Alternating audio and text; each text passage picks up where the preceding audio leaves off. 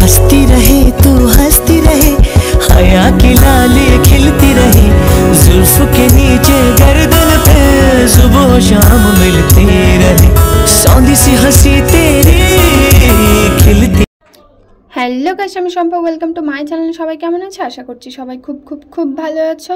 আর সবাই জানো যে এখন আছি আমরা মামার বাড়িতে। আর আগের দিনে তো রাত্রিবেলা ব্লগটা ওখানে শেষ করেছিলাম, তারপর সকালবেলা কিন্তু ঘুম থেকে উঠে আবার আমি আজকের ব্লগটা তোমাদের সাথে শেয়ার করবো বলে স্টার্ট করে দিচ্ছি। আর এখানে দেখতে পাচ্ছ যে মাসি, আমার হাজব্যান্ড, মা, আমরা সবাই মিলে এখানে বেরিয়ে গেছি প্রসাদ কিনতে। সবার আগে বলি যে আগের দিন যে মামার বাড়ি ব্লগটা যারা যারা দেখোনি তারা কিন্তু অবশ্যই গিয়ে দেখে এসো। আশা করি আগের দিনের ব্লগটা তোমাদের খুবই ভালো লাগবে। আর এই দেখো ক্যামেরার সামনে শুধু আমার হাজব্যান্ড চলে আসে। তো আমরা এখানে চলে এসেছি প্রসাদ নিতে। প্রসাদ বলতে এখানে মহাপ্রভুর ভোগ আর মা শীতলার ভোগ এখান থেকে নেওয়া হয়। তো সেটাকে বলা হয় কাঁচা মালসা আর পাকা মালসা।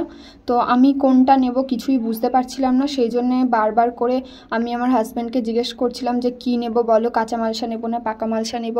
আর এমন একজন মহাশয়কে আমি জিজ্ঞেস করছি যে সে নিজেও জানে না, সে কিছু বুঝতে পারছে না যে আমি কি নেব না নেব। আর এখানে দেখতে পাচ্ছ বিভিন্ন ধরনের মিষ্টি, বাতাসা, জিলাপি এইসব রয়েছে। এই দেখো মুখ চোখ দেখো আরেকজনের। যেহেতু আমার হাজব্যান্ড বললাম যে বুঝতেই পারছে না যে কি নেব, কাঁচা মালসা না পাকা মালসা, তো সেও ভাবতে লেগেছে। আর এইখানে কিন্তু পরপর এরকম প্রচুর প্রসাদের জন্য দোকান হয়েছে। সবাই কিন্তু এখান থেকেই প্রসাদ কিনে দেয়, আলাদা করে কেউ কিন্তু বাজার থেকে মিষ্টি বা প্রসাদ ফল টল কিনে এনে দেয় না, এখান থেকেই দেওয়া হয়। তো লাস্ট পর্যন্ত এই দেখো এখানে কিন্তু হরিণুটও দিচ্ছে। চারিদিকে পুজোর একটা মহল যে খুবই সুন্দর, না দেখলে সামনাসামনি বিশ্বাস করবে না যে সারা বছর মানুষ অপেক্ষা করে থাকে এই একটা দিনের জন্য। আর সত্যি বলতে আমরাও অপেক্ষা করে থাকি যে সারা বছরে যে কবে মামার বাড়ি যাবার। এই দেখো এই যে মা, আমি আর আমার হাজব্যান্ড, ওদিকে আমার দাদু, মাসি সবাই মিলে চলে এসেছি আমরা প্রসাদ নিতে। সো লাস্ট পর্যন্ত এখানে মাকেও জিজ্ঞেস করলাম যে কি নেব। মা আর মাসি বললো যে একটা কাজ কর, তোরা এখান থেকে পাকা মালসাই নিয়ে নে, কারণ কি কাঁচা মালসা নিলে না বাড়ি পর্যন্ত আমি যখন শ্বশুরবাড়ি যাব সেই পর্যন্ত প্রসাদটা হয়তো ভালো থাকবে না, আর বাড়ির সবাইকে গিয়ে যেহেতু প্রসাদ দিতে হবে, তো সেই জন্য মা আর মাসির কথা মতো আমি কিন্তু এখান দিয়ে পাকা মালসা নিয়ে নেবো। আর বেশিরভাগ আমাদের বাড়িতে কিন্তু সবাই পাকা মালসাটাই নিয়েছে, কারণ সবাইকে বাড়িতে গিয়ে সবার পুজো টুজোর প্রসাদগুলো দিতে হবে। আর এই দেখো এখানে কিন্তু আমাদের মালসা প্রায় রেডি হয়ে এসেছে। আর এখানে আমি নিয়ে নেবো বাতাসা, তার কারণ কি হরিণুট দেওয়ার কথা ছিল আমার, যে একটা মানসিক ছিল যেটা পূরণ হয়ে গেছে আমার। সত্যি বলতে খুব ভালো লাগে যে ঠাকুরের কাছে কিছু চেয়েছি আর সেটা আমাকে খুব ভালোভাবেই দিয়েছে। তো এই দেখো এখানেও কিন্তু হরিণুট হচ্ছে, সব জায়গায় পুজো হচ্ছে বেশ ভরপুরভাবে। তো ওখান থেকে আমি বাতাসা নিয়ে নেবো। আর এই যে আমার মামার ছেলে যাচ্ছে। তো চলো, এখানে কিন্তু প্রচুর বাতাসা। এই যে মাসি নিয়ে নিয়েছে মাসির মালসাটা, আর আমরাও নিয়ে নিয়েছি। তো চলো গিয়ে এবার একটু তোমাদেরকে ঠাকুরগুলো দেখিয়ে আনি।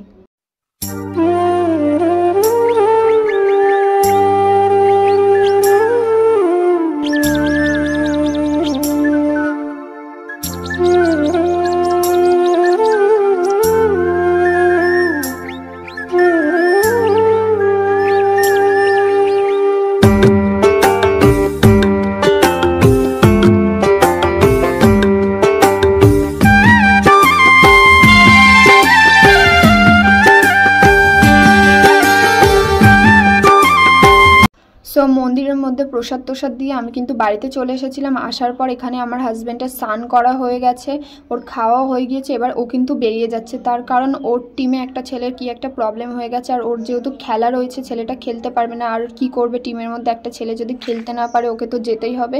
সেই জন্য ও তাড়াহুড়ো করে কিন্তু খেয়ে দিয়ে বেরিয়ে যাচ্ছে। আর এখানে মামি মাসিরা সবাই মিলে আমরা ওকে রাস্তা পর্যন্ত এগিয়ে দিতে যাচ্ছি। আমার কিন্তু সত্যি মনটা খুবই খারাপ লাগছে, তার কারণ ওইরকমভাবে আমরা আগের দিন এলাম, একটু রেস্ট পেলো না, তারপর আজকে এরকম তাড়াহুড়ো করে ও বেরিয়ে যাচ্ছে একা একা। আর ও যেহেতু প্রথমবার মামার বাড়িতে এসেছে, এতটা রাস্তা ও একা একা যাবে, তো সেই নিয়ে একটু মনটা খারাপ ছিল আমার। তাও কি করব, আমার মামার ছেলেকে বললাম যে ওকে সাইকেলটা নিয়ে একটু মানে হাটের উপর পর্যন্ত পৌঁছে দিয়ে আসতে। আর এখানে আমি বলছিলাম যে একটু সাবধানে যেও, গিয়ে ফোন করো, এই সেই। প্রচুর মন খারাপ ছিল, যাই হোক কি করব, যেতে তো ওকেই হবে। তো এই যে ও সাইকেলে উঠে গেল, এবার মামার ছেলে গিয়ে ওকে হাটের উপর পর্যন্ত দিয়ে আসবে। বাট আমি প্রচুর টেনশানে ছিলাম যে কিভাবে যাবে না যাবে। আমার কিন্তু এখনও স্নান খাওয়া কিছু হয়নি, যেহেতু হাজব্যান্ড চলে যাচ্ছে মনটা তো খারাপ হবেই। আর আমার না মানসিকের কথা ছিল যে দুজন মিলে আমরা ওইখানে বাতাসা হরিণুর দেবো, আর এখানে আমার মামি জোর করে আমাকে আঙট পরিয়ে দিচ্ছে, কারণ আমি আঙট পরতে একদম ভালোবাসি না, আমার মনে হয় যে আমার পায়ে প্রচুর লাগে। বিকালবেলা কিন্তু রেডি হয়ে আমি এখানে বেরিয়ে গেছি ভাইদের সাথে একটু ঘুরতে যাব বলে। তো চলো, এরা বেরিয়ে একদম রাস্তার মধ্যে গল্প শুরু করে দিয়েছে, তার জন্য আমি আমার মাসির ছেলেকে টানতে টানতে নিয়ে চলে এলাম যে চল তোরা যাবি কিনা বল, না হলে কিন্তু আমি চলে যাচ্ছি। কি করবো, হাজব্যান্ড যেহেতু চলে গেছে, আর এরকমভাবে যদি ঘরের মধ্যে বসে থাকতাম তাহলে আমার মনটা হেবি খারাপ লাগছিল। আর নদীর পাড় থেকে না আগের দিন আমার হাজব্যান্ড ভাইরা ঘুরে এসেছে, বাট আমাকে নিয়ে যায়নি, তো সেই জন্য আমি ভাবলাম যে আজকে আমিও যাব, এর জন্য ভাইদের সাথে বেরিয়ে গেছি। পিছনে দেখতে পাচ্ছ যে আমার ভাই আছে, ভাইয়ের বউ আছে, আর এরা কিন্তু সবাই আমার মাসির ছেলে, আর যে বিয়ে করেছে ওটাও একমাত্র আমার মামার ছেলে। তো বেরিয়ে গেছি সবাইকে নিয়ে, আর বোনকে দিয়েছে এখানে ক্যামেরা ধরতে, আর ওর অবস্থা দেখো, এখানে কিন্তু ও পড়ে যাচ্ছিল।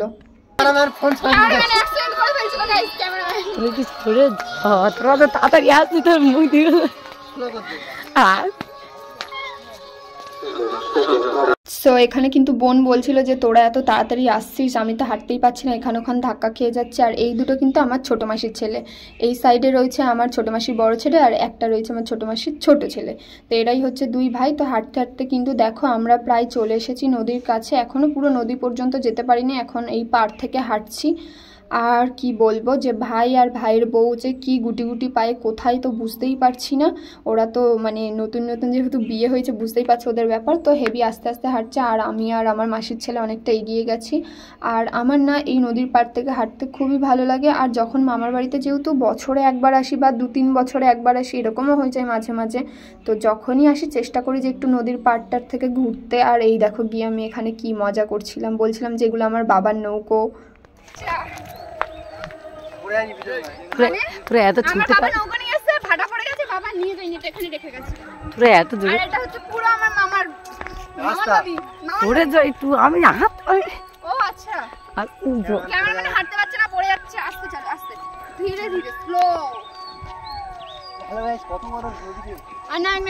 আসতেই পারছি না, আমি আপনাদেরকে কি বলবো।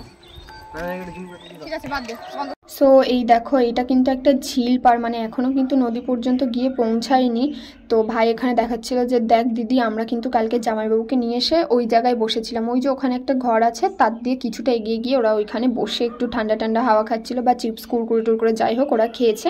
তো আমি বলছিলাম তোরা যখন ওখানে গেছিস আমাকেও কিন্তু আজকে ওখানেই নিয়ে যেতে হবে, তোরা কোথায় গেছিস ওইখানে নিয়ে যাবে, কিন্তু তার আগে চল নদীর পাড়টা একটুখানি ঘুরে আসি। তো দেখতেই পাচ্ছ নদীর এখানে চলে এসেছি, এখন কিন্তু জোয়ার নেই, এখন ভাটা পড়ে গেছে। আর অনেকেই রয়েছে এখানে, মানে যারা আর কি এপার থেকে ওই পারে যাবে। তো এখানে প্রচুর লোকজন ছিল, আমাদেরকে জানি না কেমনভাবে একটা দেখছিল, যাই হোক নতুন লোকজন গেলে সবাই এরকমভাবে দেখে। তো চলে এসেছি নদীর পাড়ে, আর চলো গিয়ে দেখা যাক। আর ওই দেখো মাঝখান থেকে কিন্তু একটা নৌকো যাচ্ছে, আর আমি না এখানে দাঁড়িয়ে দাঁড়িয়ে ভাবছিলাম যে নৌকোটা যাচ্ছে তো ঠিক আছে, কিন্তু ওই পারে গিয়ে লোকগুলো নামবে কি করে, কারণ কি প্রচুর কাদা ছিল, প্রচুর কাদা, মানে যারা নদী মানে নৌকোয় করে যাচ্ছে তারা কিন্তু নামার পর অনেকটা কাদা পেরিয়ে ওদেরকে ওই পারে যেতে হবে, দেখতেই পাচ্ছ প্রচুর কাদা প্রচুর। তাও আমি এখানে একটুখানি নামলাম, ভাবলাম চলো একটু জল পর্যন্ত যাওয়া যাক। তারপর ভাবছিলাম যে যাবো কি যাবো না, যদি স্লিপ খেয়ে পড়ি না এখানে পুরো মান সম্মান সব কিছু চলে যাবে, কারণ পিছালে মানে অনেকটা শ্যাতলা শ্যাতলা হয়েছিল, পিছাল হয়েছিল, তো সেই জন্য ভাবছিলাম যে নামবো কিনা। আর দেখতেই পাচ্ছ মানে চারিদিকে আমার মনে হচ্ছিলো যে ভিউটা এত সুন্দর, ক্যামেরাটা যে ভালোভাবে বোঝা যাচ্ছে না, বাট জাস্ট অসাম লাগছিল। দেখতেই পাচ্ছ যে সামনে কত কাদা, আমি ভাবছিলাম যে যারা যাবে কিভাবে, বাট আমি পুরোটা ওখানে দাঁড়িয়ে দাঁড়িয়ে দেখিনি যে তারা কিভাবে গেল আর কিভাবে গেল না। আর এখানে দেখতে পাচ্ছ সবাই প্রায় মানে যেহেতু ওখানে একটা অনুষ্ঠান হচ্ছে, সবার বাড়ি থেকে সবাই কিন্তু এখানে ঘুরতেই এসেছে, আর আমরাও এখানে চলে এসেছি। তো চলো একটুখানি সামনের দিকে গিয়ে দেখি যে কেমন লাগছে, আর একটু জলটা টাচ করা যাক।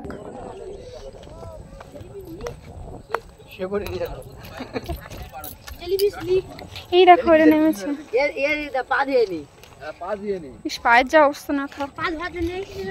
দীপ ছবি তুলে। সো নদীর পাড় থেকে ছবি টবি তুলে একটু রিলস টিলস বানিয়ে বাড়িতে চলে এসেছি। আর এখানে চপ দিয়ে মুড়ি মেখে নিয়েছি। আর এখানে ভাই আছে, আমি আছি, মামার মেয়ে আছে। সবাই হরিনাম শুনতে চলে গেছে, আমরা কজন আছি এখন আমি। সো দেখতেই পেলে বাড়িতে কিন্তু কেউ ছিল না, তো মুড়ি দিয়ে চপটা খেয়ে আমি এখানে চলে এসেছি। আর ওই দেখো আমার দিদা, মা সবাই কিন্তু এখানে বসে হরিনাম শুনছে, তার জন্য আমিও এখানে কিছুক্ষণের জন্য চলে এলাম। আর দেখো এখানে কত ভিড় হয়েছে আজকে না সারা দিন হরিনাম হবে, মানে সারা দিন বলছি, সারা দিন তো হয়েছেই, তো সারা রাত হরিনাম হবে। আর ভোরের বেলা কিন্তু এখানে রাসলীলা হবে, আর ভোরের বেলায় কিন্তু আজকে এখানে হরিনামটা শেষ হবে। তো দেখো এখানে কত সুন্দরভাবে হরিনাম হচ্ছে। বলে আমার জীবন চক্রের মাঝি বড় শক্ত, বলো রাধা রানী কি কি নাম তোমার বাবা? নাম আমার প্রেমানন্দ। নাম আমার প্রেমানন্দ। নারদ তখন মনে মনে ভাবছেন আমি বৈকুণ্ঠে প্রভুকে শুনেছিলাম মর্তলোকে পরম ভক্ত সত্যানন্দ, কিন্তু এই যে বলছি এর নাম প্রেমানন্দ। আচ্ছা বাবা প্রেমা, তোমার পিতার নাম কি? মোদের পিতার নাম সত্যানন্দ। ও তুমি তাহলে সত্যানন্দের পুত্র প্রেমানন্দ। তোমাদের গৃহের মন্দিরে সবে মন্দিরের দিকে হাত বাড়িয়ে মন্দিরটাকে দেখায় বলতে যাচ্ছে যে নিত্য নিত্য ক্ষীর সর পরমান্ন সেবা করে প্রসাদ হয়, মনে বড় সাত জেগেছে একটু প্রসাদ পাবো তাই এসেছি। বলবে কি? নারদদের চক্ষু স্থির হয়ে গেছে, দেখছে মন্দিরের দরজায় একটা গোলাপুর ব্যাগ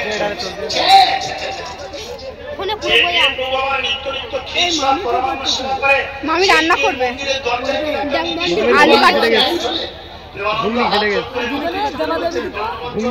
ওরা এসছে তো বাইরে, তো না মনে হয় লাইট বন্ধ করে ঘুমিয়ে পড়েছে। কই তারা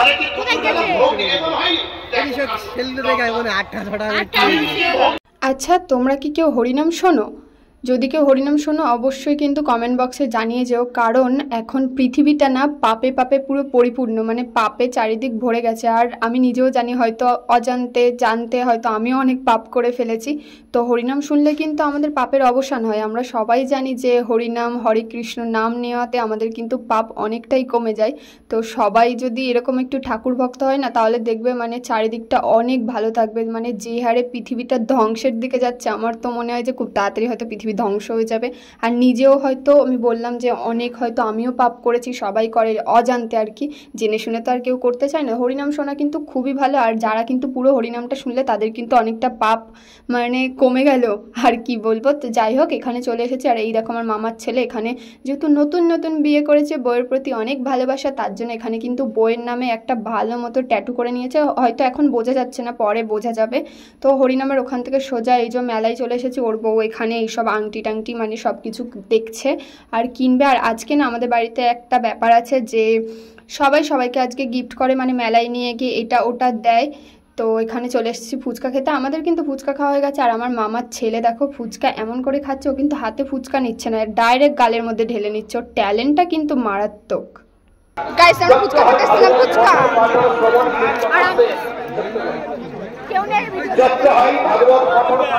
তো ফুচকা টুচকা খেয়ে এখানে চলে এসেছে জিলাপি কিনতে। এই যে বললাম আজকে সবাই সবাইকে গিফট করে, সবাই সবাইকে যা খুশি খেতে চাই খাওয়ায়। তো ওখানে মামির মা সবার জন্য জিলাপি কিনেছে। আর এখানে আমি আবারও সবাইকে ফুচকা খাওয়াতে চলে এসেছি। এই যে আমার মামির ট্যালেন্ট দেখাচ্ছে ফুচকা খেয়ে। এবার এখানে দেখো মানে মা মাসিরা সবাই খেয়ে নিয়েছে। আর এখানে না আমি রাত্রেবেলা ঘুমিয়ে পড়েছিলাম যখন রাসলীলা হচ্ছিল। আমার বোন আমাকে ডাকতে গেছিলো, বাট আমি ভাবলাম যে এখনও হয়তো কিছু হচ্ছে না, আমি না ওকে একটা ধমক দিয়ে ঘর থেকে বের করে দিয়েছি, নেক্সট টাইম ও আর আমাকে ডাকতে যায়নি। তো যখন হরিনুটের সময় চলে এসেছে তখনই গিয়ে আমাকে ডেকেছে। আর দেখো স্টেজটার উপরে মানে যেখানে হরিনাম হচ্ছিল সবাই কিন্তু এখানে ভরে গেছে। আর আমার হাতে, আমি তো দাঁড়িয়ে রয়েছি ওখানে, আমার হাতে বাতাসাটা নেই, তার কারণ এর মধ্যে না আমার মামা দেখো তালে গোলে মানে আমার মামাকে দেখাই যাচ্ছে না। তো আমি আমার বাতাসাটা মামার কাছে দিয়েছিলাম। মামা কি করেছে, মামার বাতাসা আমার বাতাসা দুটোই একসাথে নিয়ে নিয়েছে, ভালোই করেছে। তো মামা এখানে গোল গোল করে ঘুরছে আর আমি তো ওখানে দাঁড়িয়ে আছি। এত ভিড়ের মধ্যে জাস্ট আমি রিস্ক নিতে পারছি না, কারণ ওখানে না কোনো মেয়ে ছিল না, বেশিরভাগ ছেলেরাই ছিল। আর এই দেখো এখানে হরিনুট দেওয়া কিন্তু স্টার্ট হয়ে গেছে, সবাই কিন্তু এখানে প্রচুর হরিনুট দেবে। আর আমাকে দেখতে পাচ্ছ ওই যে নীল নীল দেখা যাচ্ছে ওটা কিন্তু আমি, আর আমার সামনে আমার মামা রয়েছে। ওখানে মামার সাথে আমি একটু ভালো করে হরিণুর দিয়ে দিচ্ছি, যেহেতু আমার হাজব্যান্ডের সাথে দেওয়ার কথা ছিল, বাট ব্যাড লাক, ও তো চলে যেতে হলো ওকে। তো নেক্সট বছর আমাদের দুজনেরই ইচ্ছা আছে দুজন মিলে একসাথে হরিণুর দেবো। যাই হোক, এবছর মামার সাথে এখানে দিয়ে দিলাম। আর চলো দেখাই যে সব দিকে কেমন সবাই হরিণুর দিচ্ছে। এখানে কিন্তু প্রচুর মজা হচ্ছে, আর ওইখানে কিন্তু ঠাকুরের মাটি রয়েছে, সেটাও আমি গিয়ে প্রণাম করে নিয়েছি। এখানে আমার হরিণুর দেওয়া কমপ্লিট হয়ে গেছে। এবার আমি ওখান থেকে নেমে এসেছি, তার কারণ বাতাসা ছোড়াছুড়িতে না হেভি লাগে, মানে যাদের গায়ে গিয়ে পড়ে তারাই জানে তাদের কেমন লাগে। আর এই দেখো আমার ভাই আর ভাইয়ের বড় অবস্থা, ওদের তো লাগছে, শুধু হাত দিয়ে দিয়ে ঠেকাচ্ছে। ওই দেখো ওর মাথায় টপার টপ বাতাসা পড়ছে আর কি। যাই হোক, ওরা কিন্তু অনেক বাতাসের বাড়ি মার খেয়ে নিয়েছে। তো যাই হোক, এখানে কিন্তু সব কিছু কমপ্লিট। আর মামির পদে পদে আমিও যাচ্ছি, কারণ কি মামি যাচ্ছে এখন প্রসাদ আনতে আর গামলা দিতে মামাকে। আর এই যে আমার মাসি, মামা এখন মন্দিরের মধ্যেই বসে থাকবে যতক্ষণ না প্রসাদগুলো নেওয়া হবে। যেহেতু এখানে এক একজন করে নাম ধরে ডাকছে, আর একবারই ডাকবে, একবার ডাকার পর আর ডাকবে না, তার কারণ প্রচুর লোক তো কতবার একজনকে আর ডাকবে। তো এখানে দেখতে পাচ্ছ পুরো মন্দির ভিড় হয়ে গেছে, সবার বাড়ির লোকজন চলে এসেছে। এখান থেকে প্রসাদ নিয়ে তারপরেই সবাই বাড়িতে যাবে। আর এখানে কিন্তু পুরো ভোর হয়ে গিয়েছে, ওদিকে প্রসাদ দেওয়া দেওয়াই হোক। আর আমরা কিন্তু চলে এসেছি পুকুর পাড়ের দিকে। এখানে কিন্তু মা আর মাসিরা বলছিল এই যে যেগুলো আমি জুম করে দেখাচ্ছি এগুলো নাকি মৌটি মাছের ডিম। তো এই মৌটি মাছের ডিমগুলো ধরার প্ল্যান করছিল, এখানে কিভাবে ধরবে। আর আমার ছোটো মাসি তো মাছ ধরতে খুবই ভালোবাসে, তো ছোটো মাসি ভাবছে কি মাছগুলো ধরবেই, তো মাসি দেখাচ্ছে কিভাবে ধরবে। গাইস, আমাদের পুরো হরিনাম শেষ।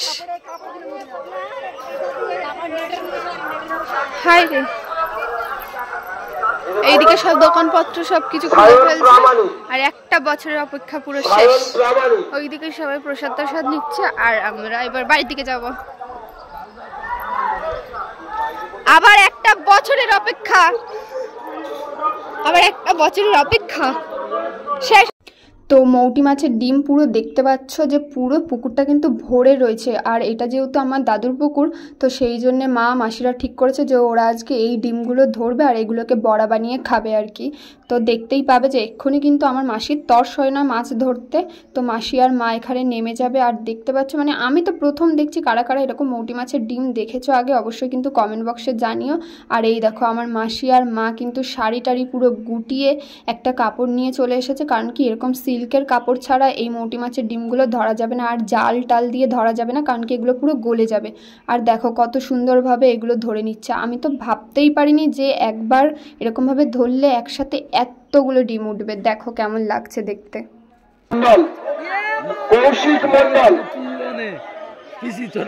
হ্যাঁ,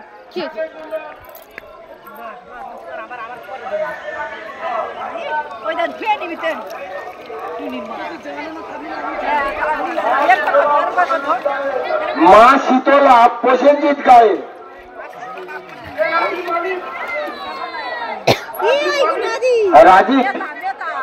রাজীব মালিক, রাজীব মালিক হেভি দেখতে তো।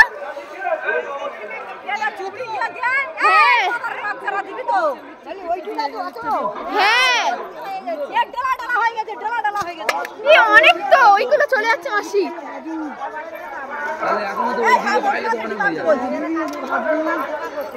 দেবো না, মালটা দেখে নাও যাচ্ছে কি।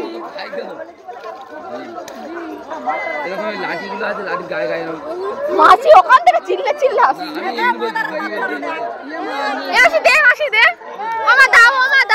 রেখা ভুজা আর সামনে হাত বাড়াচ্ছে রেখা ভুজা। বলছি দেখাতে এতগুলো চিংড়ির ডিম পূর্ববাণিজ্যল অঞ্জলি মন্ডল সামনে হাত বাড়াচ্ছে।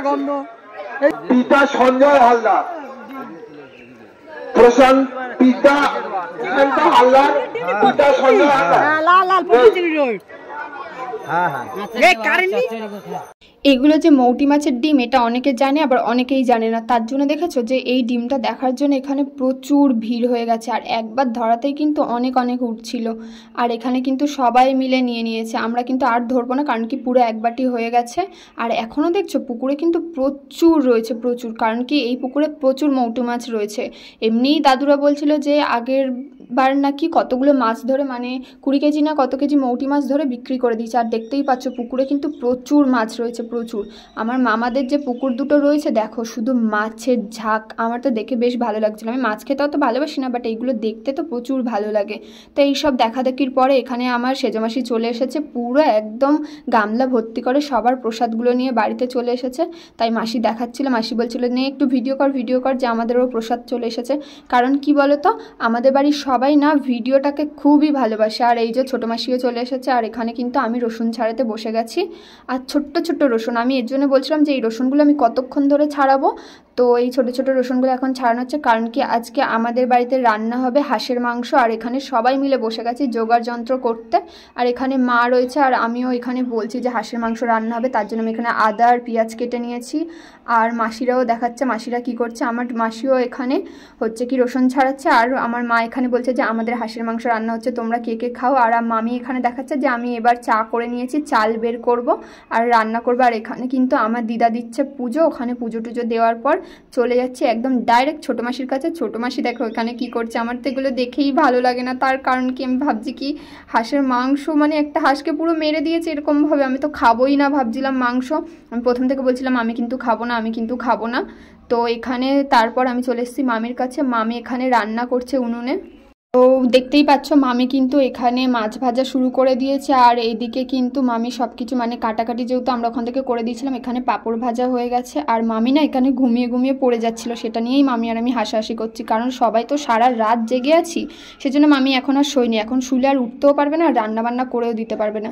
সেই জন্য কিন্তু আমরা এখনও সবাই একই রকম ড্রেস পরে আছি।